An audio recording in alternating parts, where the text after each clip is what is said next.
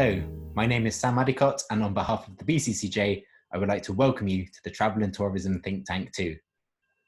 To set the context for today's event, BCCJ Senior Advisor, Graham Davis.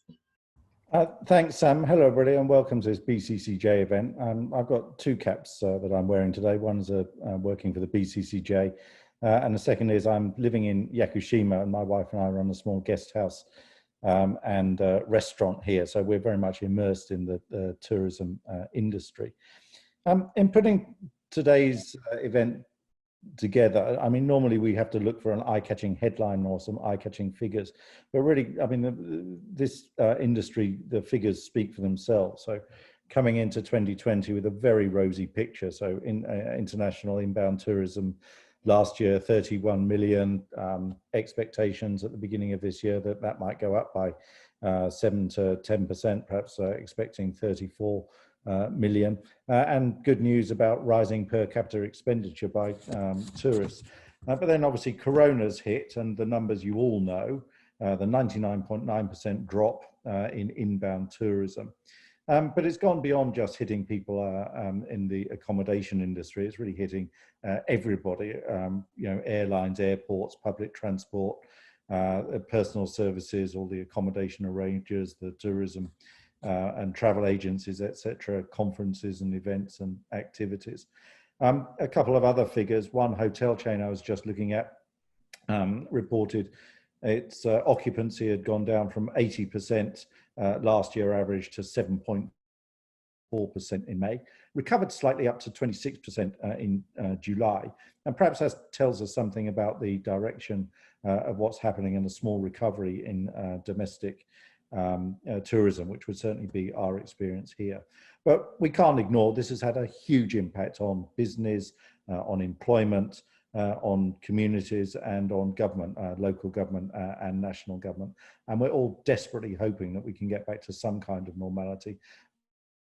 Just don't know what that normality is and what it should look like. So hopefully we can explore that in today's event, but so much to talk about. Adam, over to you. Thank you very much, Graham. I'm Adam Fulford. I'll be moderating the event today.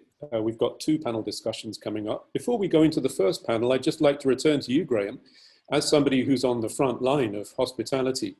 One of the big themes today will be, what are we doing this year that we weren't doing last year? In your case, how would you answer that question? Well, if I look at our year, I mean, basically in January and February, we were expecting a reasonable year. Didn't have any expectations from the Olympics, but overall we were, you know, tracking bookings for Golden Week, Obon, etc. And then the two key shoulder periods we have for inbound tourism. That all disappeared with cancellations first, and then the voluntary lockdown and the semi-forced lockdown here. So our first half went from reasonably positive expectations to a big fat zero in terms of nights spent in our accommodation. It's come back slightly in the second half, so August and September, and I think for the rest of the year we're going to have some volume of tourists, all domestic. We're lucky; we have a restaurant business as well. We're not allowing people to eat in, but we've launched a takeout and delivery service. And on Thursday, you'll catch me driving around a local village delivering senior bento. So for 600 yen, if you're over 70 years old, you can call us and we'll deliver you a bento. So we've had to come up with a lot of ideas that are basically food related, but that's gone very well. It's never going to compensate for the loss of business in the first half, but it's something we can do and something we can contribute to the community here. So we're quite happy with that. As I say, depending on how long this crisis lasts, you know, if it lasts into the middle of next year, then it's going to be a problem. But if somehow we're already building from a base of domestic tourism, then I can see light at the end of the tunnel. Thank you very much, Graham. If I'd actually briefed you on what kind of comment I'd like, I think that would have been the comment I wanted. It leads us in very nicely to the theme of community. You're obviously focusing on the community in your part of Kyushu. I'd like to go to somebody else in Kyushu, Paul Christie. Paul, I think you're pretty deeply embedded in your own community there. Can you tell us about your year? Well, I've just come back to this community. We've sort of puts colour on what's happened to us. we've closed both our Tokyo offices, and we've left our apartment in Tokyo to rein in expenses. And basically that's what we've been doing for this year. So in last year was a record year, as it was for probably almost any business in this field. And we weren't expecting, like Graham, a great deal from the Olympics. So we're expecting lower sales this year. It's not unusual for an Olympic year for tourism, inbound tourism to actually suffer a bit. London was, or the UK was the case. So we're expecting a bit of a fall off, but we weren't that concerned about that. And we were employing about 112 people in January.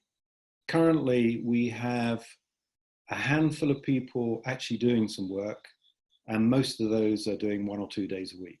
Even myself, you know, I'm pottering around cutting grass and doing the odd thing here and there. The busiest people in our company are the people in the Sawmill, in the administration, and they're dealing with Kyugyo and Joseikin, so the money to subsidize furlough and other money that's on offer to companies which need it. And interesting enough, they're probably the biggest earners for us. But we've gone from a several tens of $1 million business to this year we might be lucky to make $100,000 in revenue for the whole year.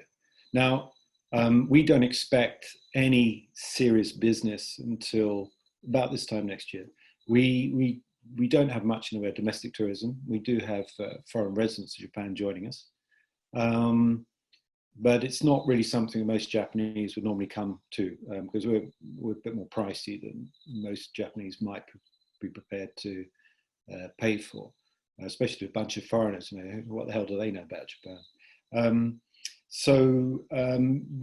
But what we did do is after 2011, we made it a major part of our governing policy, if you like, to build a strategic reserve, cash reserve. So we anticipated, or we surmised there'd be a big earthquake in Tokyo, which would knock out a lot of transport links and things. And so we thought, well, 6 months, knowing the way the Japanese are very good at bringing things back online, we thought 6 months to be a comfortable buffer. And we built up a 6 month reserve, which would keep everything running for 6 months. Well, we've had to stretch that out to anything up to 18 months, maybe more. It's, of course, the other things I mentioned, the various monies available for furlough and other ways of other help that government's giving companies has helped us do that. But that's where we are. So just to contextualize that, you're in Oita, Kunisaki, the Kunisaki. I am, yes, I returned to Oita, where the living costs are significantly less. And so we'll never be going back to Tokyo. The upside of this is, now online meetings. I work with ANA and many other organizations based in Tokyo. And even in Oita, up until now, they would never have dreamed of doing Skype or Zoom meetings. Now, everyone's happy with it.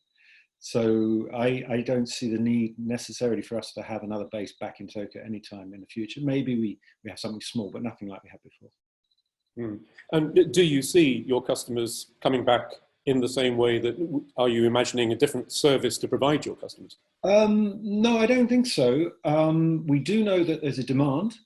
We have a lot of people who left money with us. We've had a lot of support, and we haven't done a lot of contacting people, but when we sent newsletters out, we've always had tremendous response. We've explained exactly what's going on, where we are, how we're dealing with it, and what we expect in the future. I think the tourism business will come back. There's no two ways about that. The problem is we don't know when, really, and that's the most unsettling part about it all, because it's very hard to plan for. But I think that this probably feeds into the conversation we're going to have over the next hour or so.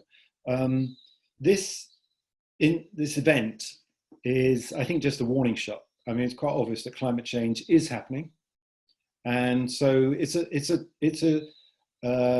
chance for us actually to really get on with doing things that, as a community, global community, we really need to start dealing with. So, although I know it's traumatic for many people, it's been traumatic for us, we've been able to deal with it quite well compared to maybe some other organizations, perhaps, and individuals.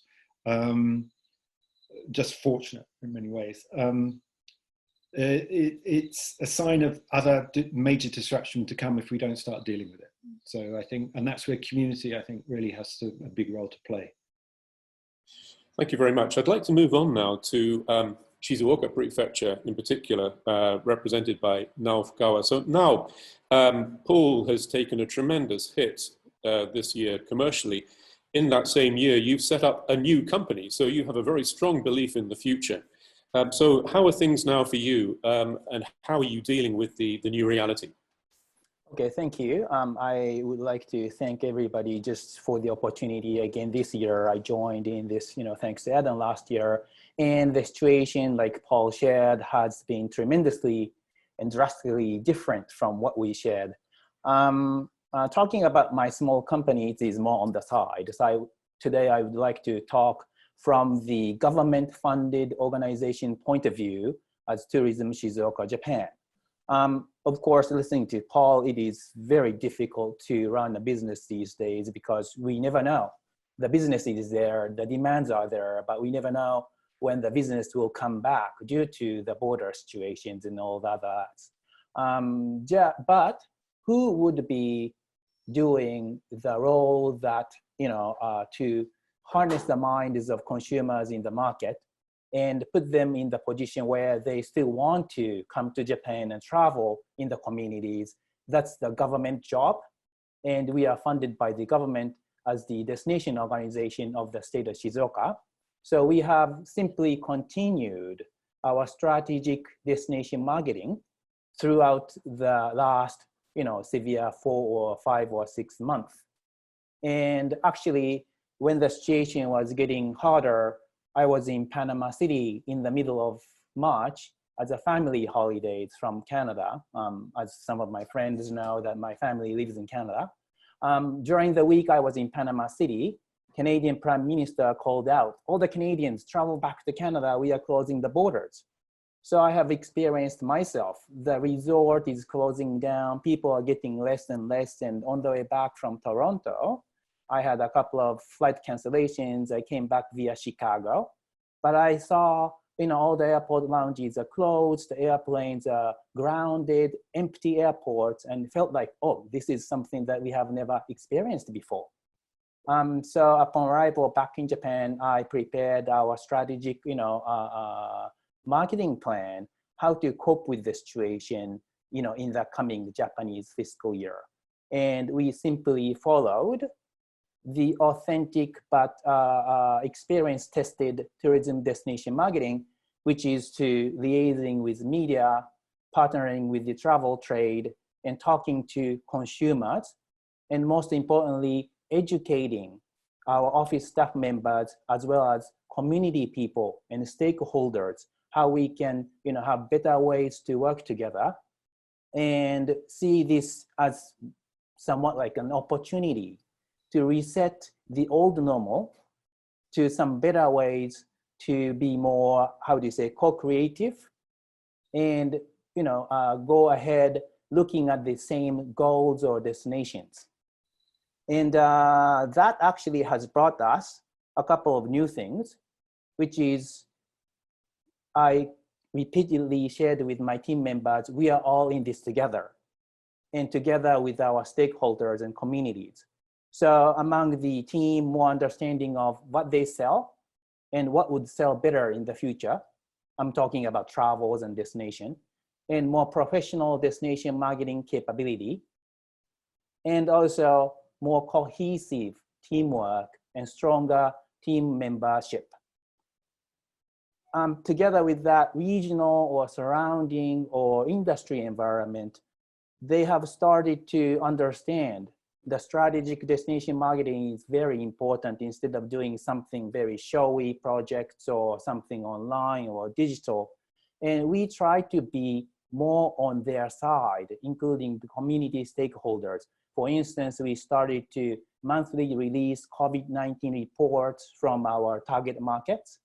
And also we have carried out webinars, both in Japanese and English, of course, in English targeting, overseas partners, and Japanese mainly targeting the stakeholders in the local areas. And that has created the awareness from the don't know what to do, don't know how to do it stage situation, to understand, oh, TSJ knows, the ways to go and ways to work together. And the resonating effect of that is media and local stakeholders started to see us, TSJ, Tourism Shizuoka Japan, as someone that they can rely on and someone that they can work together. And that is the strength of strategic and experience-tested marketing in place. And I think that has worked on somewhat of fundamental issues of Japanese tourism marketing or promotions that a lot of governments are struggling with, not knowing what would be the successful ways to, build up a destination, whole areas of Japan. And I think that had something to do with our conversation that we had in summer 2019, more sustainable tourism and responsible travels. And I think, our products in Shizuoka, from the beginning, we tried to be more community-based tourism, but now I think we could say that is a norm for community-based normal now. I'll stop here and let's continue the discussion. Thank you. Thank you very much. Some very valuable points from Mao there. I'd like to move on, as it were, to Tohoku. We're gradually moving east and northwards through the country to Chris Broad.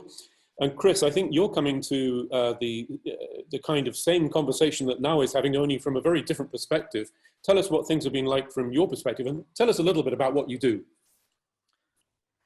Thank you very much, Adam. So I run the Abroad in Japan YouTube channel that is one of the biggest channels run by a foreigner in Japan, aimed at overseas tourists coming to Japan. And what we do is try and promote interesting and unique parts of the country, in particular Tohoku, where I've found myself the last 8 years, first in Yamagata, then in Sendai. And of course, with Tohoku, it's always been something of an uphill struggle.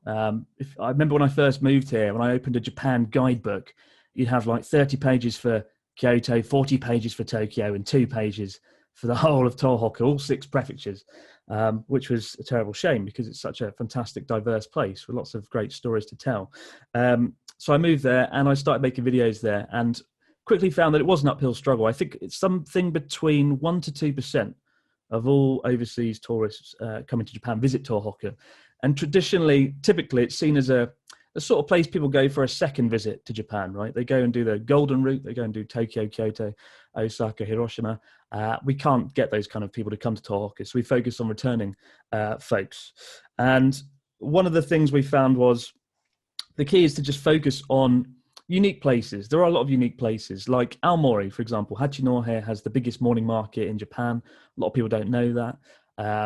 Kitakata in Fukushima has more ramen shops per capita than anywhere in Japan. So that's a fantastic place. There's lots of little unique towns, villages, and places with their own story. And we've spent the last 3 or 4 years trying to promote those places and to help put them on the map.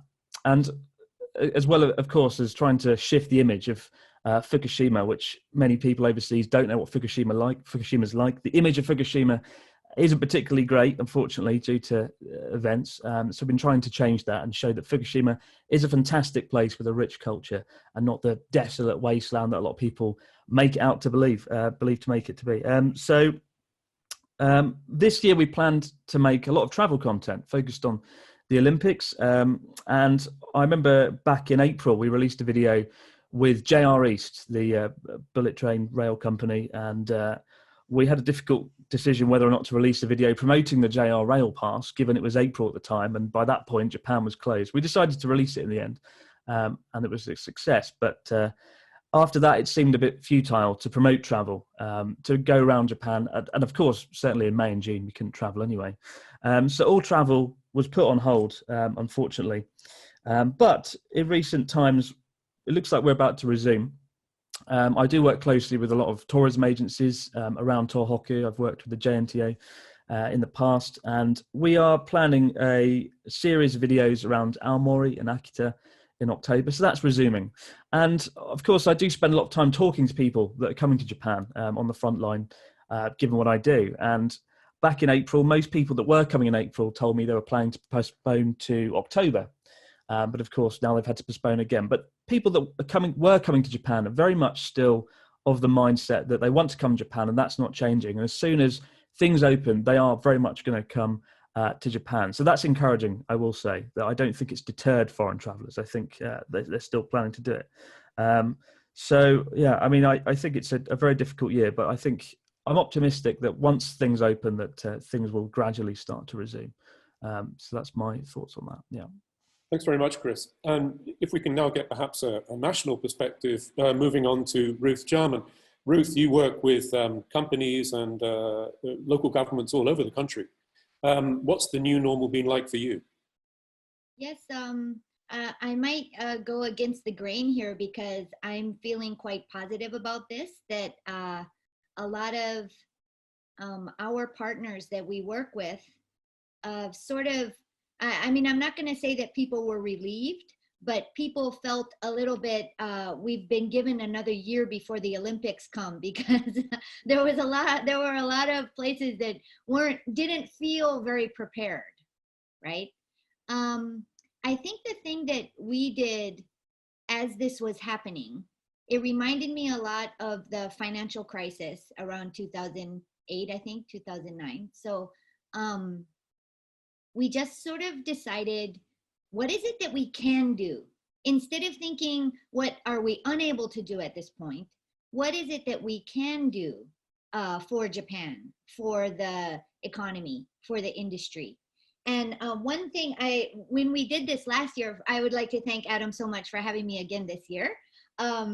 But one thing about last year was it was right before I published this book, 123 Tourism Hosoku, the theory of 123 tourism. And basically the concept was the level 1 would be the inbound visitors that have no Japanese ability at all. And then the level 2 and 3 would be people that are, level 2 would be maybe 3 or 4 years here, can read hiragana sort of thing. And then level 3 would be all of us who've been here quite a while, who love Japan, who understand that a lot of onsens will not allow you to have tattoos, you know, things like that.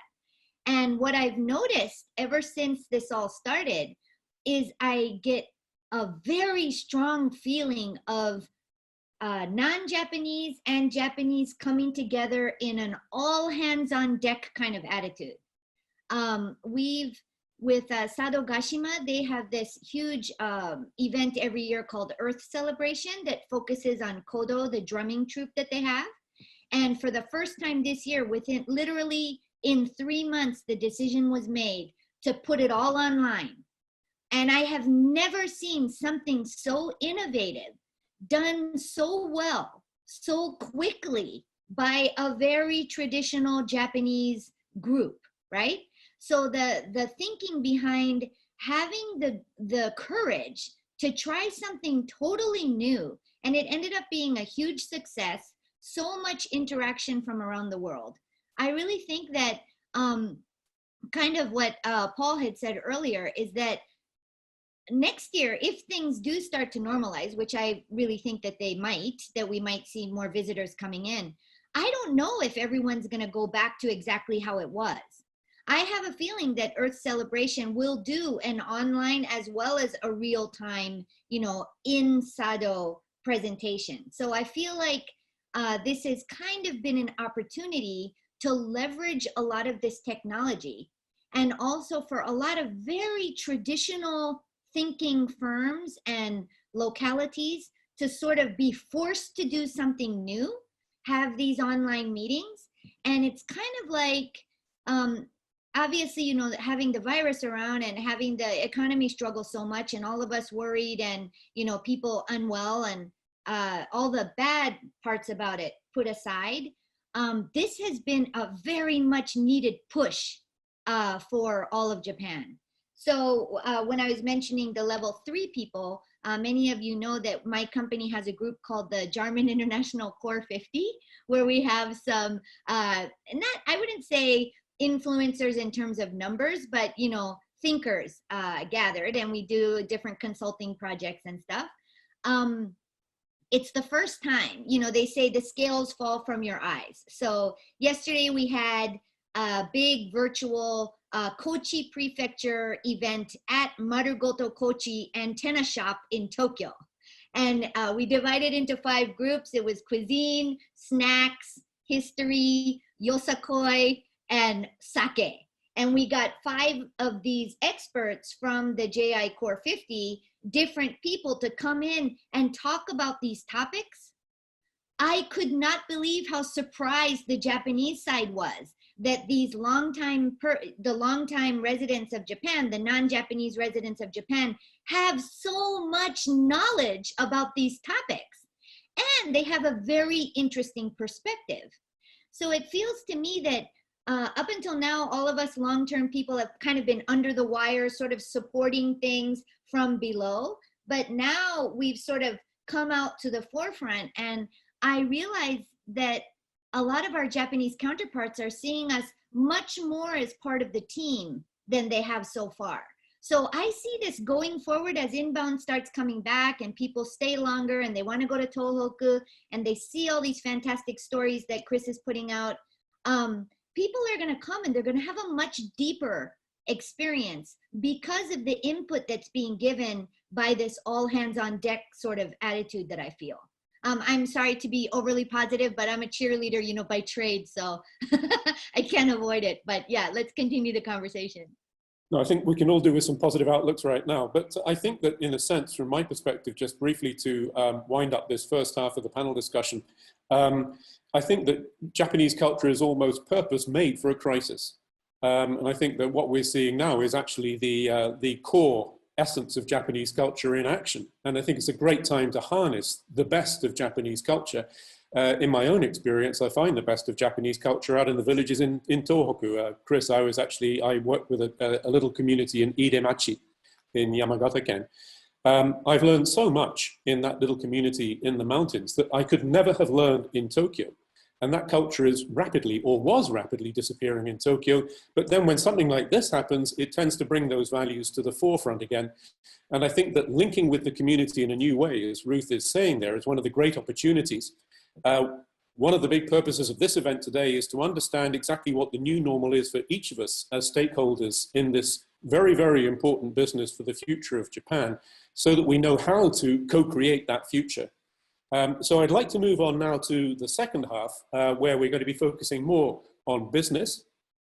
And again, the question will be mainly, what are you doing now that you weren't doing last year?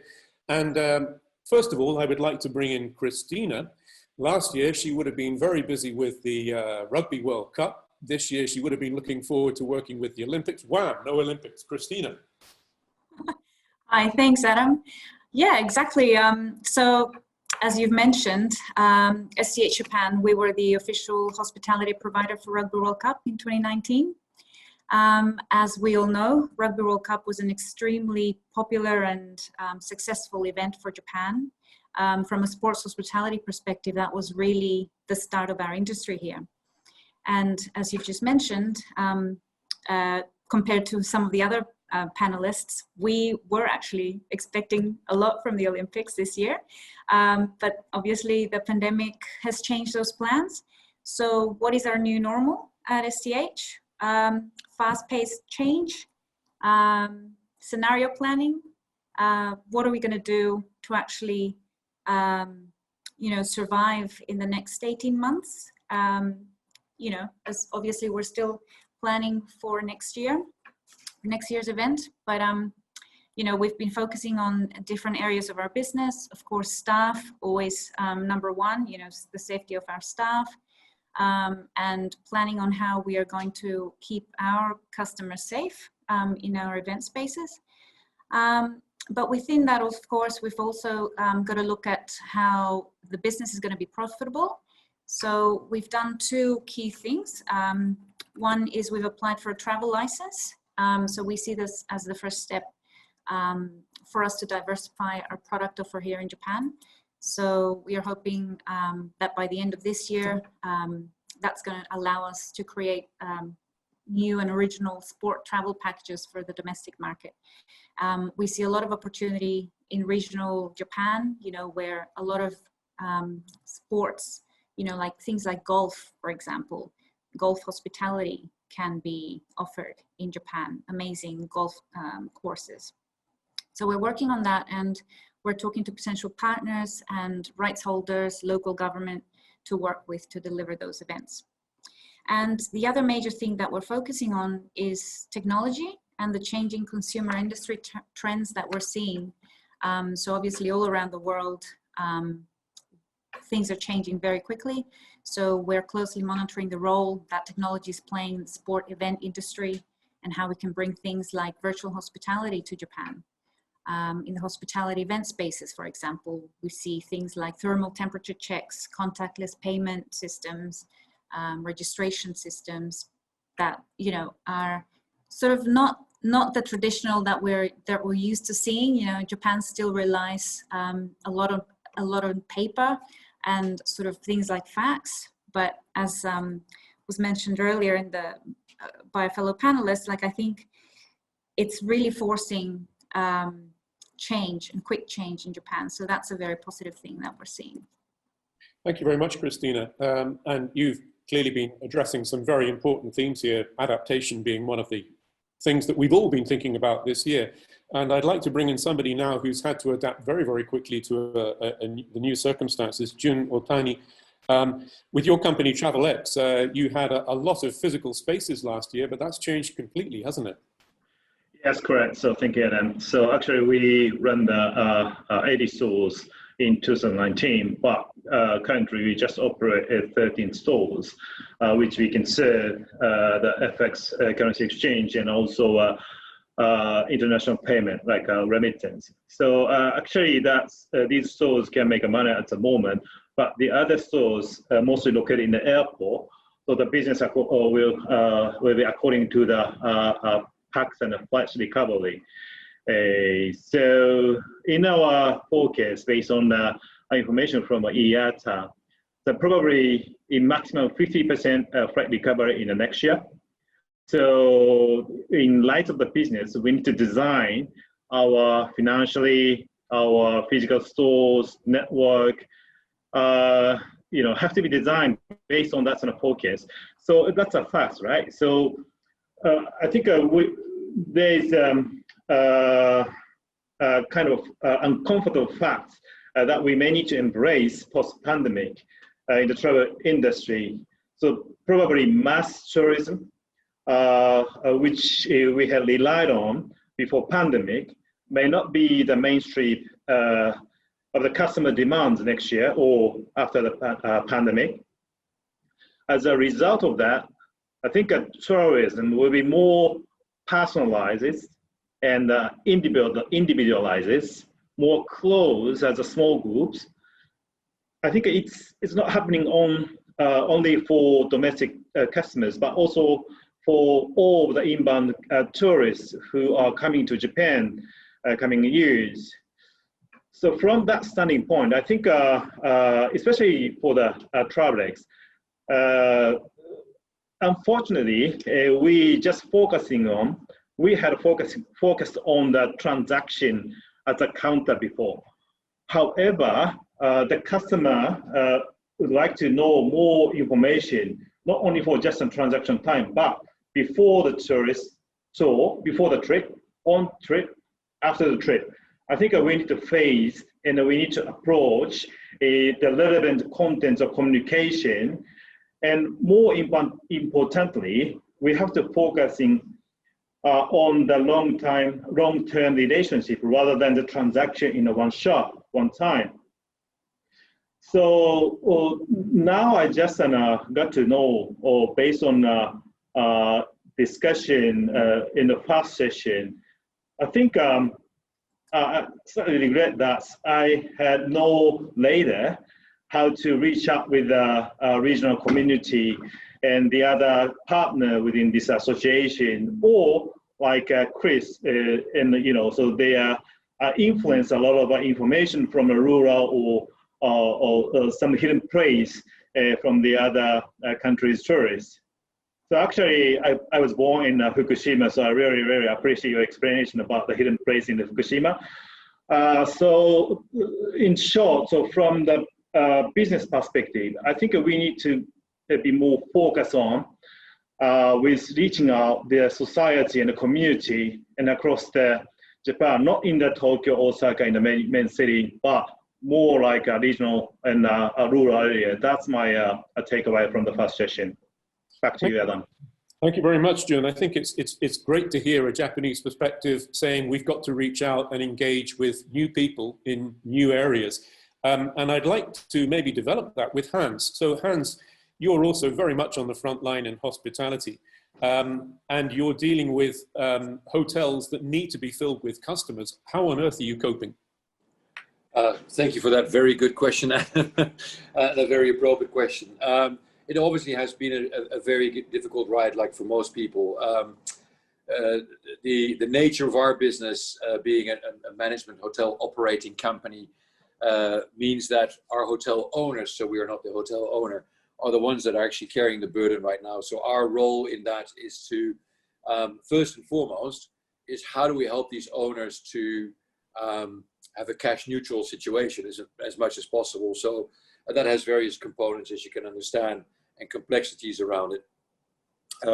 So for us, in the first part of the pandemic and lockdowns, or whatever you want to call it, a lot of focus was on, okay, how do we keep our owners, how do we help our owners to make sure that they're not going to, because some of these hotels can be out of pocket for millions of dollars a month, right? And that is not a sustainable situation over a longer stretch of time. So there's various components that needs to happen. So there is obviously a cost structure component that needs to happen, but then very quickly we need to start shifting, right? Now, what's going to drive new business into the hotels? Knowing that the inbound market is pretty much gone and won't come back necessarily quickly, and certainly not in the same way. I'll circle back to that in a minute, if I may.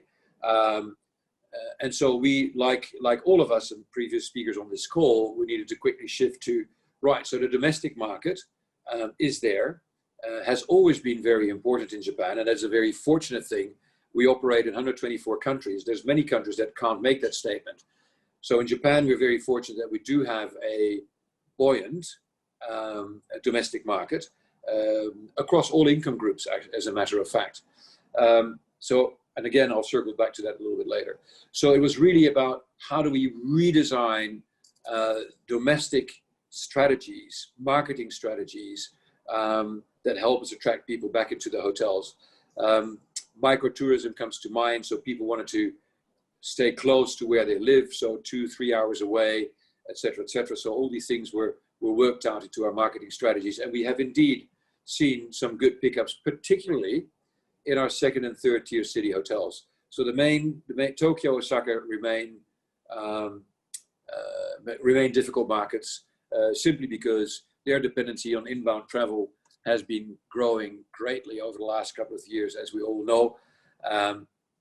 But what we have seen is great support in markets where we just have our new hotels in Hakone, for example, in Beppu, but also in Toyama and Niigata, etc. So we've seen good business pickup there. And in fact, I was looking at the numbers this morning, and this long weekend coming up, I've got a number of hotels, I would say at least 10 or 12 hotels out of the 30 plus that are fully booked over the weekend. So that's just an indication of what you can do in the local market.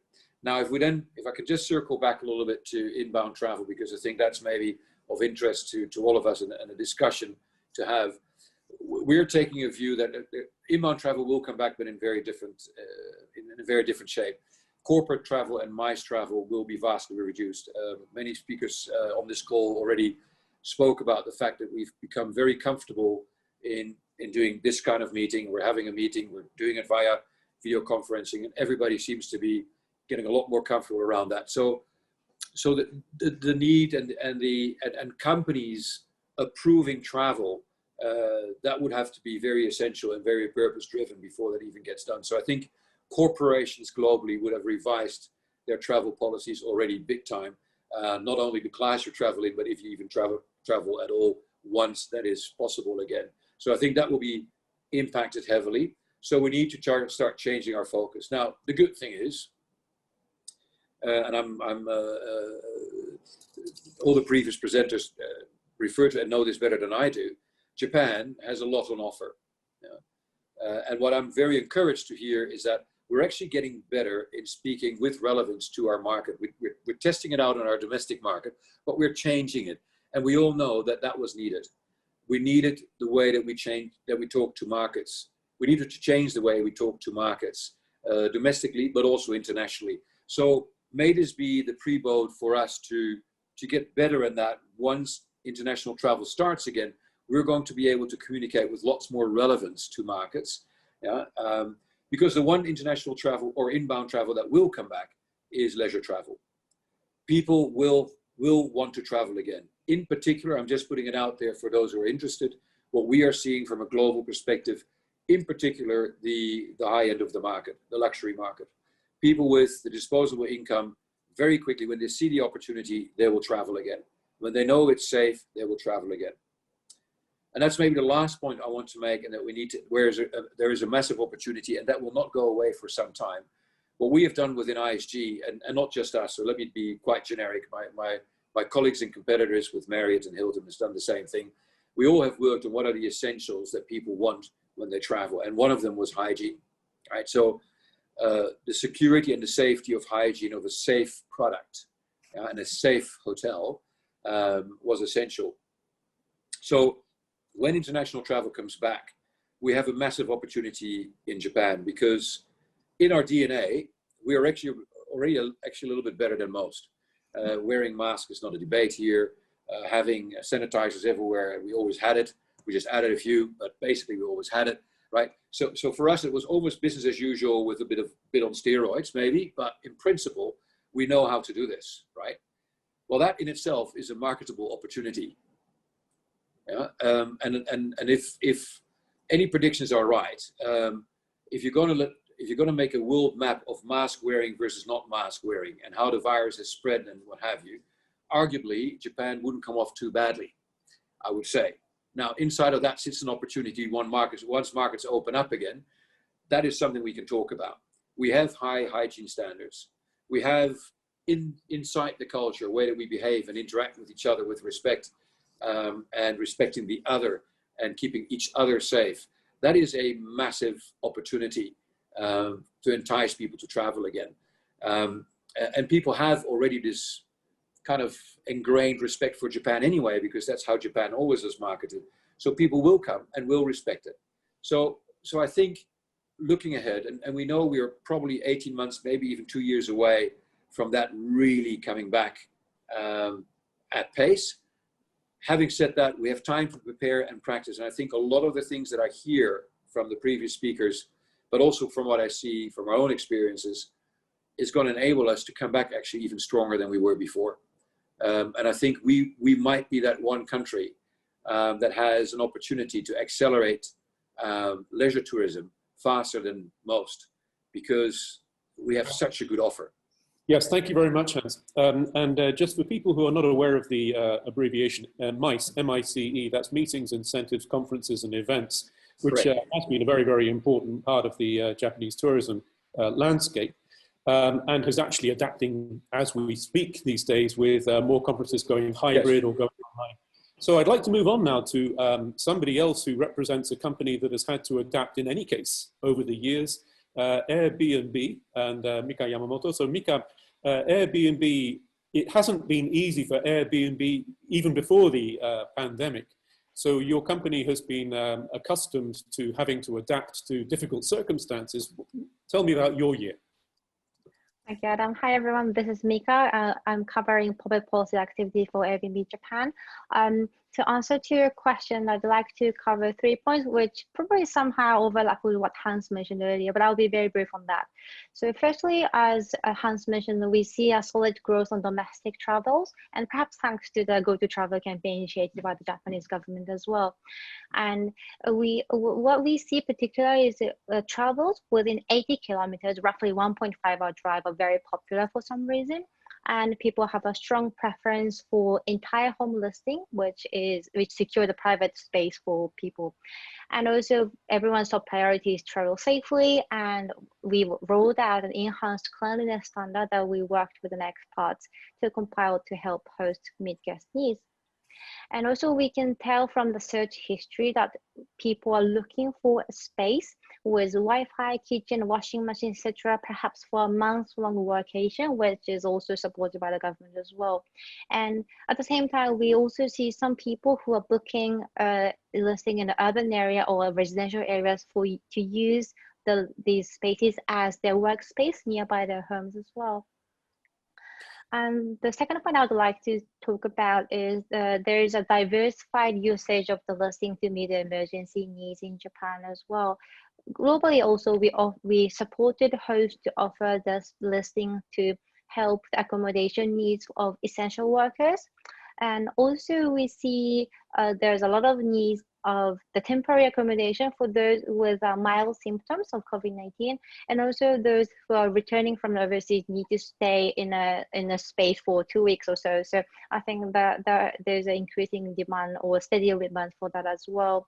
And also we have a discussion about how our listing can be helpful as a private shelter for those affected by natural disaster, especially we see a lot of typhoons during summertime as well.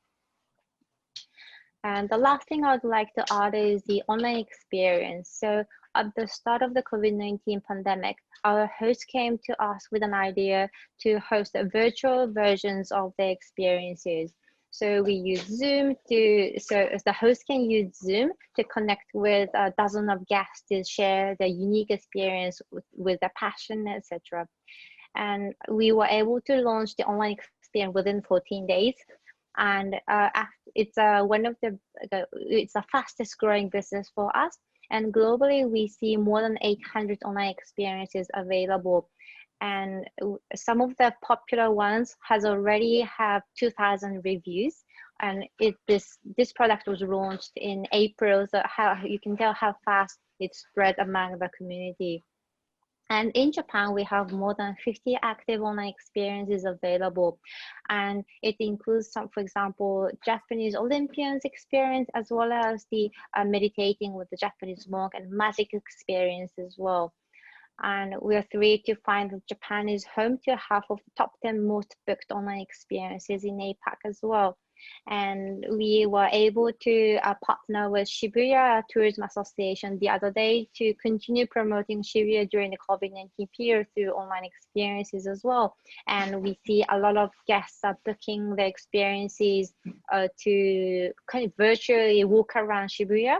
And also it's interesting to see that non-typical guest origin are observable. For example, India and the Philippines were not the biggest pie for Japan to book our experience in the past, but then now we see these people trying to perhaps try out some taste of Japan as well. And there are a lot of interesting use of this online experience as well. And there's some companies adopt this to kind of bond the teams together when everyone is working from home.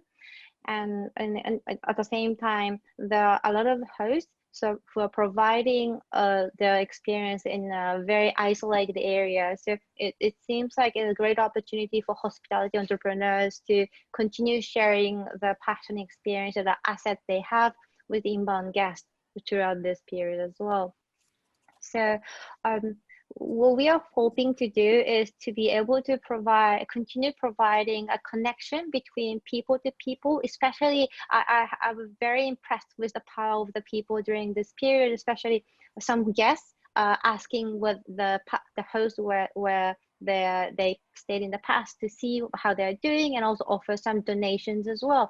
And combined with this online experience opportunity, we are hoping to be able to use it as a marketing tool in the long run to kind of provide a hint of Japan before they actually visit the destination in the long run.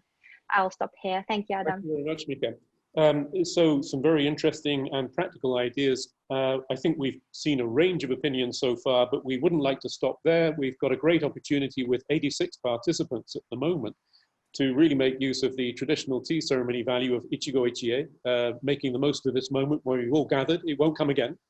So I'm going to hand over to Sam now, so that we can go into breakout groups and bring in more value from all of the participants. Yes, thank you. Sorry, oh, got a bit of echo. Thank you, Adam. Thank you, Graham. Thank you, all the panelists. Some really interesting insights, which again, highlight the extent of transformation forced on the industry.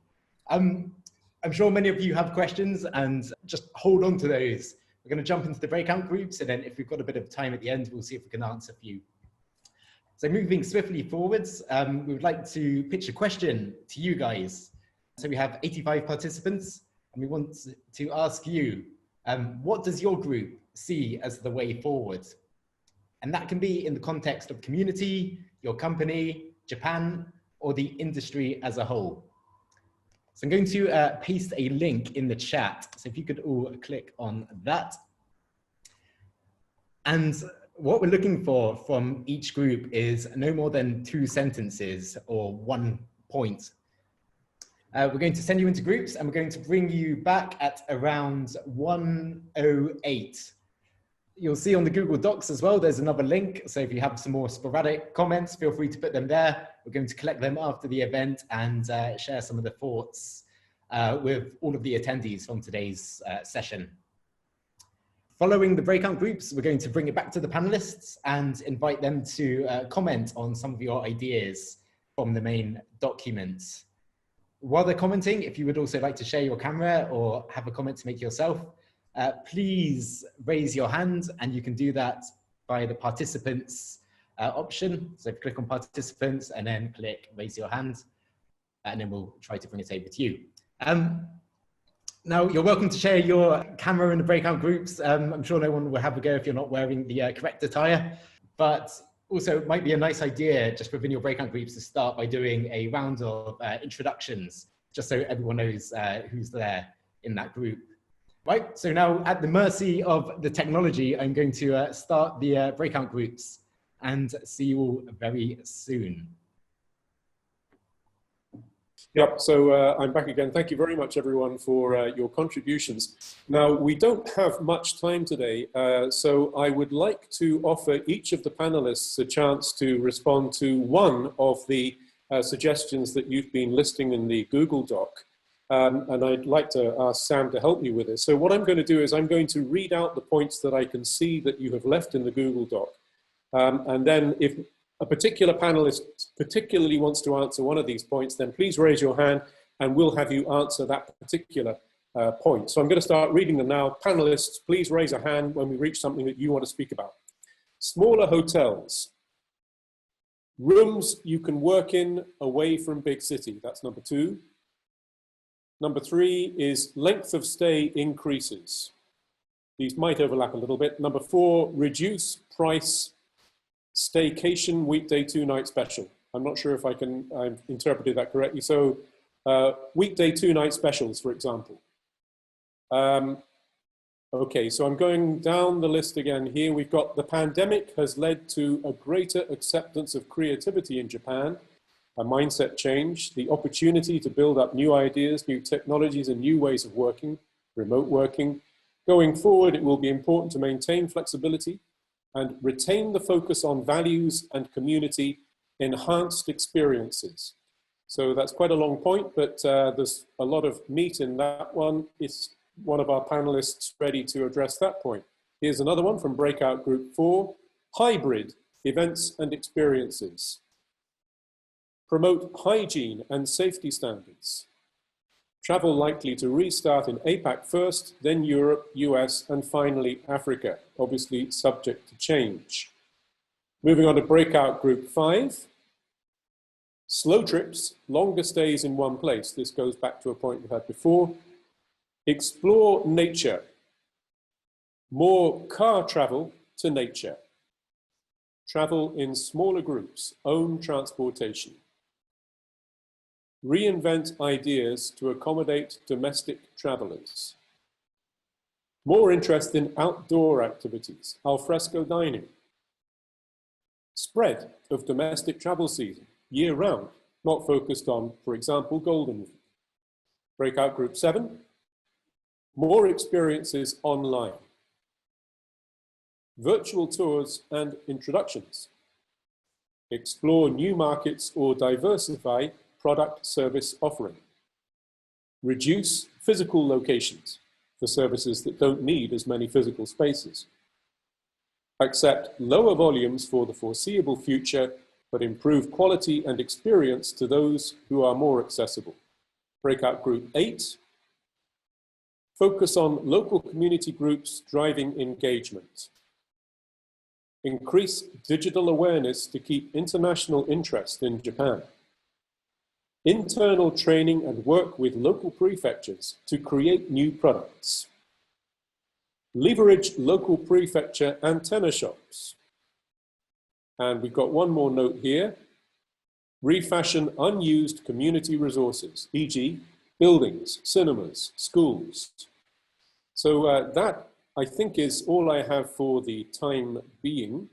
And from that list, if one of the panelists has a particular subject they'd like to address, if they could just say what it is and raise your hand, and then we'll bring you into the conversation. Just say which subject you'd like to address and make your comment.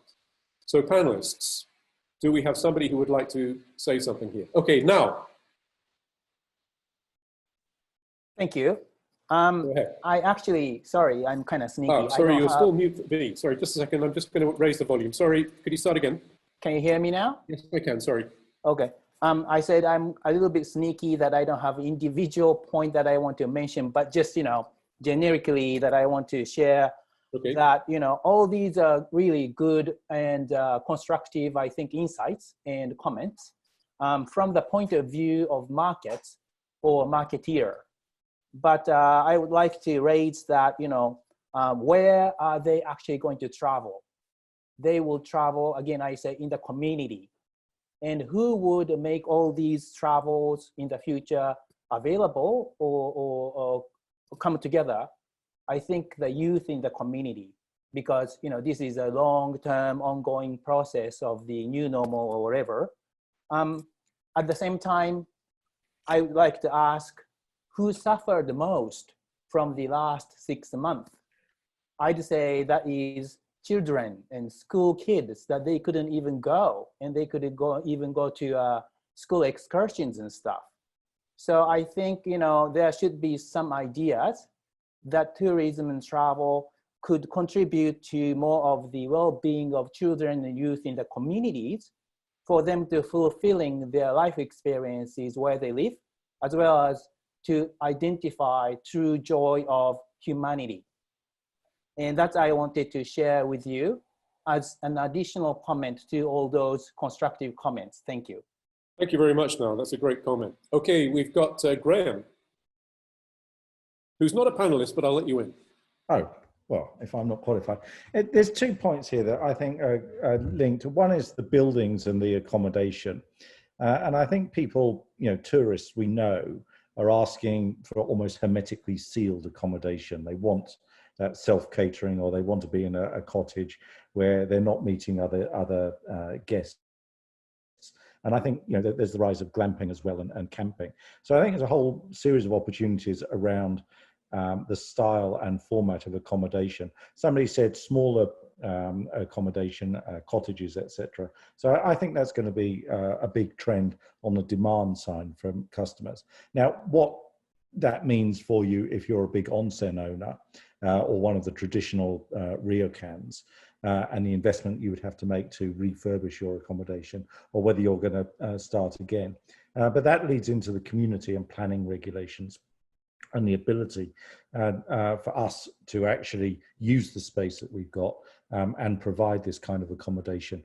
We need a little bit more flexibility, and we need a little bit more space if we are going to allow people to have this sort of more distanced accommodation. And I think, you know, this is all driven by this demand, as Hans said so well, for hygiene and health, and things that Japan has got a core of, but it just needs to do that little bit more if it's going to realize this opportunity. That was the point I wanted to make. Thank you very much, Graham. Okay, we've got Chris coming in. Yes, hi Adam. I'd like to make a point on the increasing digital awareness, given it something I do. I find that there's still not that many people that use the internet to their advantage, that use YouTube, Facebook, Instagram, Twitter, whatever, to promote their town or their restaurant or their shop. You know, what I've done, the Abroad in Japan channel, it started on a very low budget, if there was a budget, and it's been viewed by 200 million people on a very low budget, because we live in a time where people can watch things easily online. If you own an Airbnb, if you own a restaurant, if you work for Shizuoka and you're promoting Shizuoka, it's not that expensive to create your own kind of YouTube channel. Don't necessarily, obviously it's great to hire influencers, please, yes. But also think about creating your own influencers. Think about promoting your own restaurant. If you have a nice ryokan, for example, why not create a YouTube channel? Interview members of the staff, interview the owner, interview the chef, interview the people that work there, show the local scenery, build a mini kind of brand, a brand around your town or restaurant. And for a relatively low budget, you have the potential to be seen by thousands of people, tens of thousands over a long-term period, and draw people in. And that is the way things are heading. People don't pick up guidebooks as much as they used to when you can actually go and physically see somewhere online in a video form. So bear that in mind. For a very small amount, you can market whatever it is you're doing or wherever you are for very effectively at a very reasonable price. So. Thank you very much, Chris. I'd like to bring in Hans. Hans, I think I saw your hand up. Are you there? Yes, I'm here. I'm here. Sorry. Yeah, just want to tag on to a couple of the comments that were made earlier. I think what we also should not underestimate, there's a new market in Japan that we should not underestimate. Japan used to have 22 million outbound travelers a year. They're not traveling now. Now, part of the outbound travelers was business travel, but lots of them were also leisure travel, particularly in the high end. So whilst we have a lot of need for accommodating the traditional way of traveling, and I appreciate the fact that in general Japanese they like the seclusiveness and the intimacy of a destination, there is also a new generation of travelers that we've seen that are more into the lifestyle and the luxury lifestyle part of the accommodation, and not necessarily in the big box hotels. I'm talking about smaller boutique hotels. We've got, so our best hotel at the moment is the ANA Intercontinental Beppu, which is the highest end hotel we have in Japan. It's doing an ADR, an average room rate of over $1,000 a night. Only Japanese customers, 100% Japanese customers. And they like actually the ability to have your privacy, but also at the same time have spaces where you can interact and meet other people. So I think there's also trends and a shift in trends of what we can see in some of the travel behaviors. So there is the traditional travel behaviors, but let's not lose sight of what the new things are, the new opportunities that we can cater for as well, because we need to try to make that domestic pie as big as we can. And so we need to understand what it is that these people are looking for. So new opportunities, don't underestimate the 22 million outbound travelers that are not traveling. More than half of those are leisure travelers. In general, going to expensive destinations. So it's a big opportunity. Great, thank you very much, Hans. Moving on to Ruth, and then we'll be going to Paul. Yes, I'd just like to add on, I think the comments from the breakout groups were so good, and sort of adding on to what Hans and also Chris and everyone else is saying about how the travel itself is going to change, and trying to think about that in a whole new way and the different opportunities that are there. And yes, the domestic travel and then people that used to go outbound are not going outbound anymore. But when I think about the people that are going to be coming in, I think the hygiene side of it is a huge selling point. And I wonder, I just like to throw this out there to everyone, should we be thinking of future inbound travel as, if you were going to get stuck, why not get stuck in Japan kind of idea, where people will probably have like a 2-week window that they travel.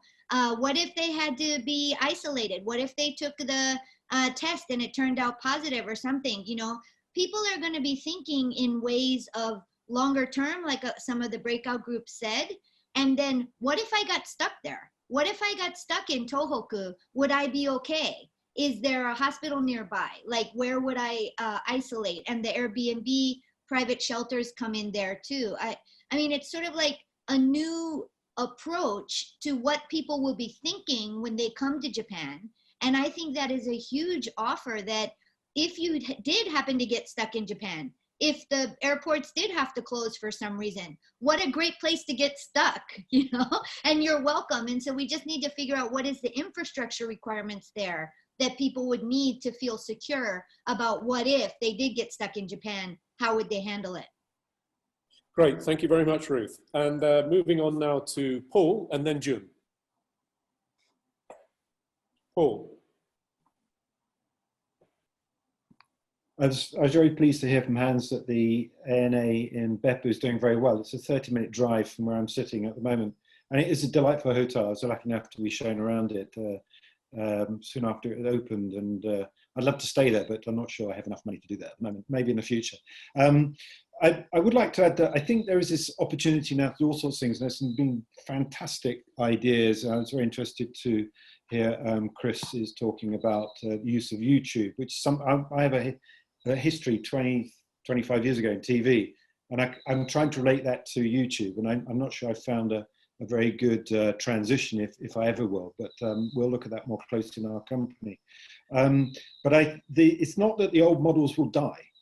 So the opportunity now is to think new and come up to new ideas, but there will still be opportunities for those more traditionally based tourist businesses.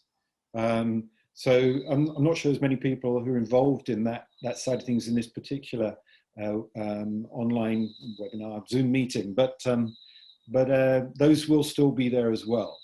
But the opportunity is enormous, and I agree with Hans that there's particularly high-end Japanese domestic tourism will be much bigger. I mean, Hans probably knows already; he's already dealing with it. But that will grow significantly in Japan, and will only encourage other foreigners to come as well who are of that milieu as well. Thank you very much, Paul. Moving on to Jun and then Mika. Jun. Thank you, Adam. So I really encouraged to hear everyone talking about in the future, about the perfect new normal world. But I would like to step back to reach to that level. So maybe we need to address some practical steps according to the phases to recover. So I'd like to quote some example from our stores. So actually we run the selling stores, and it's very limited, but so we have a customer who are traveling to abroad, like Taiwan, Indonesia, and Vietnam. The government agreed with some condition to work there called a business track or residence track. So interestingly to see the average per transaction value has been double up rather than the compared to the last year. So I'm surprised to see that. Then I just interviewed with the customers who are traveling to the abroad. The reason why they are very worried about the situation over there. So because they have to stuck in the airport, or they have to stay for 14 days to check. So I think the community or business owner or company who are working in the related industry, travel-related industry, has to deliver the information proactively to the customer. And also we need to rebuild the service and the communication model and the contents proactively. Otherwise, the customer will be in trouble under this very uncertain situation. So maybe next 6 or 12 months, we have to be very mindful about that situation to help the customer travel safe. I just think like this is not only for international travel, but also for our domestic travel as well. Thank you very much. Mika. Thank you. Just building on all the comments people made already, I think I'd like to comment about the Fuhyo Higai, the reputation damage. And Japan has a history of dealing with the Fuhyo Higai for a long time, especially after the Tohoku earthquake. And I think this time, everywhere in Japan and also globally has a reputation issue. So we have a good time to prepare together how we deal with it, and also about perhaps how to market Japan to the people who are likely to come back very soon. And we're hoping that the online experience provided by Airbnb can play a bit of a role in that. And also, I think we see interesting trend that online experience is adopted by the elderly who are staying in a daycare as a leisure. And we're hoping to perhaps not only limited to the online experience, but then we probably have a better way to increase the pie in the mindset that the inbound tourism will come back sometime soon. So. And all the insights were very helpful for me personally to learn. Thank you very much. Thank you very much. Christina, do you have a comment? Yeah, my comment, I guess, towards the end of this event is that I think it is up to now us as a group, as an industry representative group, to get together and try to come up with new ways to actually attract more domestic travelers to areas of Japan. So it's about becoming very creative with the product offer that we put out in the market. So things like, you know, well, for us, it's sports hospitality, obviously, but also capitalizing on that, the changing trend in the consumer demand from, you know, purely sightseeing to more experience-based, you know, is the rise of Instagram in Japan and how we can capitalize on those trends. Great, thank you very much. And I'd like to take this opportunity to say thank you very much to all of our panelists today for taking the time to join us and bring these very, very valuable insights. And thank you to everybody who's taken the time over their lunchtime to join us and contribute to this discussion, which I think was, again, a very good starting point for thinking about the future of tourism in a very exciting country for tourism. So Ruthie left us with our new identity of Japan, the best place in the world to get stuck. But of course, we can build in many directions from that. So this event finishes now, but the BCCJ will be sharing information about offers from partners. You can check that out online. And we'll be preparing on this side a review of the event, and that will be shared with all participants in due course. It will also be featured in the BCCJ magazine, Acumen. Thank you very much to Sam, sitting on my right here, and his team for doing such a fantastic job of putting this together and bringing all of us together. Applause coming up on the screen, thumbs up, thank you very much. And we look forward to seeing you all in better days for everyone. Thank you very much.